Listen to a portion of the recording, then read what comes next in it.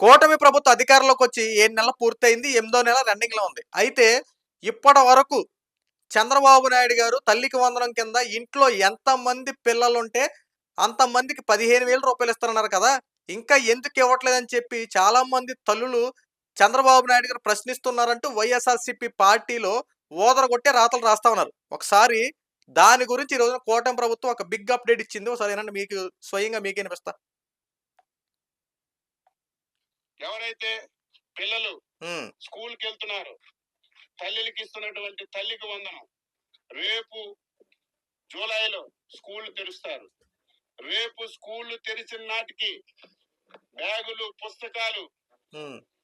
చదువుకోవడానికి కావలసినటువంటి అన్ని వస్తువులు, దానితో పాటుగా హ్మ్. మేము మాటిచ్చినటువంటి తల్లికి వందనం కూడా ఇచ్చి తలుపులు తీస్తాం స్కూల్. ఆ! ఎంత క్లారిటీగా చెప్తుంటే, హ్మ్. ఎంత స్పష్టంగా చెప్తుంటే ఆ! సిగ్గు లేకుండా, ఎగ్గు లేకుండా ప్రతివాడు ట్విట్టర్ ఉంది కాబట్టి రాసి పెట్టేయడమే. విన్నారు కదా! జూన్ నెలలో స్కూల్స్ ఓపెన్ అవుతా ఉంటాయి. స్కూల్ ఓపెన్ అయిన దగ్గర నుండి మీకు తల్లికి వందనం ఇస్తాము అంటూ పర్ఫెక్ట్‌గా చెప్పారు. ఒకసారి జగన్మోహన్ రెడ్డి తల్లికి వందనం వచ్చిన వెంటనే ఇచ్చేసాడని చెప్పి కొంతమంది తెలియని వాళ్ళు మాట్లాడుతా ఉన్నారు. పాపం వాళ్ళకి తెలీదు కాబట్టి తల్లికి వందనం తీసుకున్న వాళ్ళు అక్షరాస్యత లేని వాళ్ళు, అంటే చదువుకోని వాళ్ళు, కాస్త పాపం వాళ్ళకి తెలీదు కాబట్టి మాట్లాడుతా ఉంటారు. చదువుకున్న వాళ్ళు కూడా ఏమంటున్నారంటే జగన్మోహన్ రెడ్డి రావడం ఇచ్చేసాడని చెప్పి మాట్లాడుతా ఉన్నాడు. ఒకసారి జగన్మోహన్ రెడ్డి ముఖ్యమంత్రి అయింది ఎప్పుడో నేను చెప్తా. జగన్మోహన్ రెడ్డి ముఖ్యమంత్రిగా ప్రమాణ స్వీకారం చేసింది 30 మే 2019న. May, June, July, August, September, October, November, December, జనవరి 9 నెలలు. జనవరి 9వ తారీఖున అమ్మ ఒడి రిలీజ్ చేశాడు. ఏదైతే జగన్మోహన్ రెడ్డి నవరత్నాలు అని చెప్పాడు కదా, ఆ నవరత్నాల్లోని ఒక్క రత్నమే ఈ అమ్మ ఒడి. ఒక రత్నాన్ని రిలీజ్ చేయడానికి 9 నెలలు తీసుకున్నటువంటి జగన్మోహన్ రెడ్డి ఈ రోజున ఏమన్నాడంటే, వీళ్ళకి సంబంధించిన వైఎస్ఆర్‌సీపీ పార్టీలో ఏది తల్లికి వందనం అని చెప్పి కూటమి ప్రభుత్వం ఎప్పుడు ఇస్తది అని చెప్పి మాట్లాడుతా ఉన్నారు. ఒకసారి చంద్రబాబు నాయుడు గారు ముఖ్యమంత్రి అయిన డేట్ కూడా చూద్దాం. చంద్రబాబు నాయుడు గారు జూన్ 12, 2024న ప్రమాణ స్వీకారం చేశారు.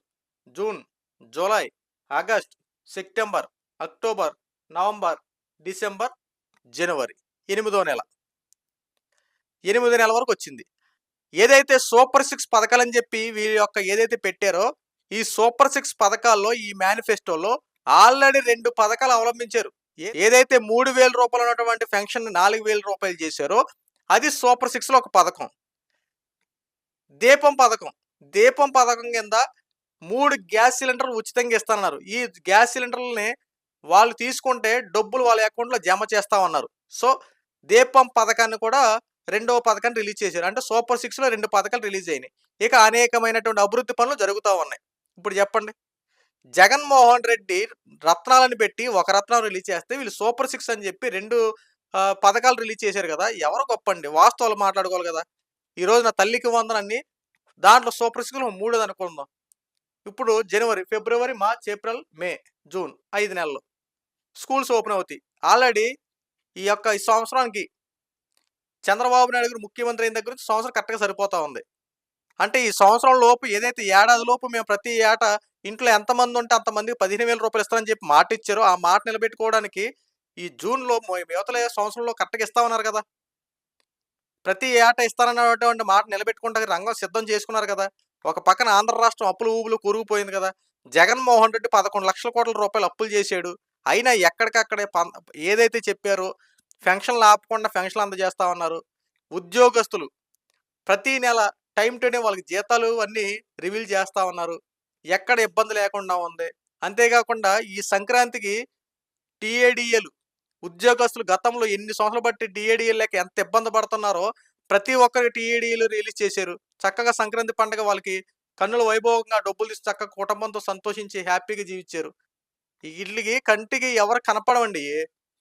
బురద జల్లే రాజకీయాలు, శవ రాజకీయాలు చేసేవాళ్ళు ఖచ్చితంగా బురద జల్లాలని ఒకే ఒక నెపంతో కూటమి ప్రభుత్వం విమర్శించడమే పనిగా పెట్టేసుకున్నారు అంతే. ఈరోజు చక్కగా కంటికి కనపడినట్టు, కంటికి వినపడేటట్టు చక్కగా మేము జూన్ నెలాఖరికల్లా మేము జూన్‌లో ఇస్తాంరా బాబు స్కూల్స్ ఓపెన్ అయినప్పుడు అని చక్కగా చెప్తుంటే, ఎప్పుడిస్తారు?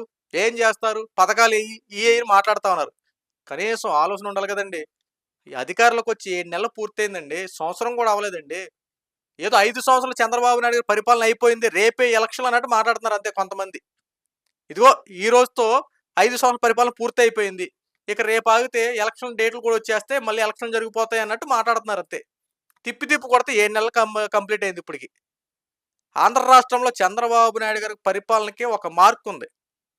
ఎందుకంటే ఉమ్మడి రాష్ట్రంగా ఉన్నటువంటి ఈ తెలుగు రాష్ట్రాలు ఏదైతే తెలంగాణ, ఆంధ్ర రాష్ట్రం 2 ఉమ్మడిగా ఉన్నప్పుడు చంద్రబాబు గారి పరిపాలన, చంద్రబాబు గారి విజన్, చంద్రబాబు గారి యొక్క పరిపాలనలో ఎలాంటి అద్భుతాలు జరిగాయో మనం కళ్ళకు కట్టినట్టు చూసాం. ఉమ్మడి రాష్ట్రంగా ఉన్నప్పుడు హైదరాబాద్‌ని ఎంత అభివృద్ధి చేశారో, హైదరాబాద్‌ని ఒక నెక్స్ట్ లెవెల్‌లో తీసుకెళ్ళినటువంటి చంద్రబాబు నాయుడు గారి ఖ్యాతి ఈ రోజున 2 తెలుగు రాష్ట్రాలు విడిపోయిన తర్వాత ఆంధ్ర రాష్ట్రంలో రాజధాని అనేది ఏర్పాటు చేయడం కోసం ఎన్ని రకాలుగా ప్రయత్నాలు ప్రారంభించారో, ఏ రకంగా అభివృద్ధి పనులు ముందుకు కొనసాగిస్తున్నారో మన కళ్ళకు కట్టినట్టు కనబడతా ఉన్నాయి.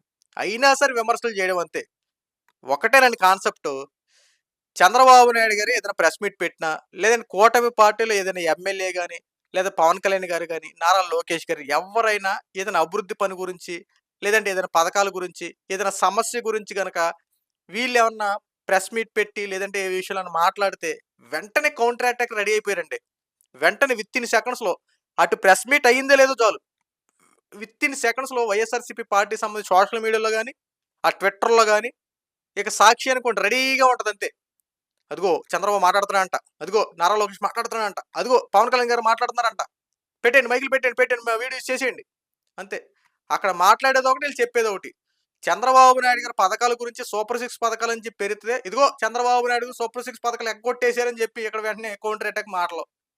చంద్రబాబు నాయుడు గారు చెప్పిందేంటి? సూపర్ 6 పథకాలు అవలంబించడం కాస్త టైం పడుతుందంటే ఈళ్ళేం చేశారు? సూపర్ 6 పథకాలు పంగనామాలు పెట్టేసారు, ఎగ్గొట్టేసారని చెప్పి ఇటు వార్తలు. ఇక్కడ ఇంతకే మాట్లాడే మాట ఒకటే, ఈళ్ళు చెప్పే మాట. అందుకే లేనిదున్నట్టు ఉన్నది లేనట్టు క్రియేట్ చేయడంలో సాక్షి నంబర్ 1లో ముద్రీకరణ అన్నట్టు వాళ్ళకాళ్ళే క్రియేట్ చేసుకుంటా ఉన్నారు. ఈ రోజున చంద్రబాబు నాయుడు గారి పరిపాలన నిద్రలో లేపి పిల్లోడిని అడిగినా చంద్రబాబు గారి పరిపాలన ఒక నెక్స్ట్ లెవెల్ ఉంటదని ప్రతి ఒక్కరు మాట్లాడుతా ఉంటారు. ఎందుకంటే ఆయన యొక్క పరిపాలన విజన్ వేరేది. ఆయన ఏదైనా అనుకున్నారంటే అది చేసి చూపిస్తారు అంతే. ఎవరు ఎన్ని విమర్శలు చేసినా, ఎన్ని బురద జల్లి రాజకీయాలు, ఎన్ని శవ రాజకీయాలు చేసినా చంద్రబాబు నాయుడు గారి మార్క్ అలా కనపడతా ఉంటది. కొంతమంది ఏదో పబ్బం గడపడం కోసం, అది చేయడం కోసం ఏదో వీడియోలు చేసేస్తారు తప్ప వాస్తవాలు ప్రజలు తెలియపరచరు. ఈ రోజున కూటమి ప్రభుత్వానికి ఏదో ఒక రకంగా గొడవలు పెట్టాలి, ఏదో రకంగా విమర్శలు చేయాలని చెప్పి కంకణం పట్టుకొని బంద్ చేస్తా ఉన్నారు అంతే.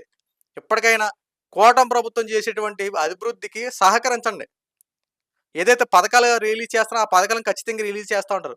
కొంతమంది ఏది రకంగా ఎన్ని రకాల బురద జల్లి రాజకీయాలు చేసినా పబ్బాలు గడుపుకుంటకే తప్ప కూటమి ప్రభుత్వాన్ని కనీసం ఏమీ చేయలేరంత గుర్తుపెట్టుకోండి. సో ఈ వీడియో మీకు నచ్చితే లైక్ చేయండి, షేర్ చేయండి. ఇలాంటి మరిన్ని అప్డేట్స్ కోసం మన ఛానల్ సబ్స్క్రైబ్ చేసుకోండి. Thank you.